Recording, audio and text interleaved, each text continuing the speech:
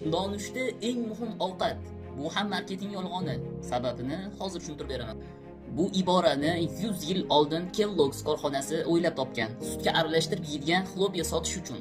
Hech qanday tibbiy asos yo'q edi, lekin biz hammamiz ishonib qoldik. Tana ertalab insulin sezgirligi yuqori, har qanday ovqat insulinni sakratadi va yog' to'planishini boshlaydi.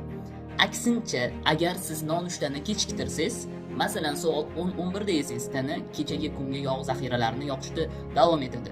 Buni intermittent fasting, ya'ni intervalniy golodaniya deyiladi va u ko'pchilik uchun ozishning eng oson yo'li. Lekin har kuni qachon yeyish, qancha kutish, nima bilan yeyish, buni o'zingiz hisoblashingiz qiyin. Aynan shuning uchun OTSFit dasturi bor. U sizga tayyor tizim beradi. Har kunlik menyu, suv normasi, yengil mashqlar, kunlik qadamlar. Dieta emas, bir umrlik odat shakllantiring. Siz nonushtani qaysi soatda yeysiz?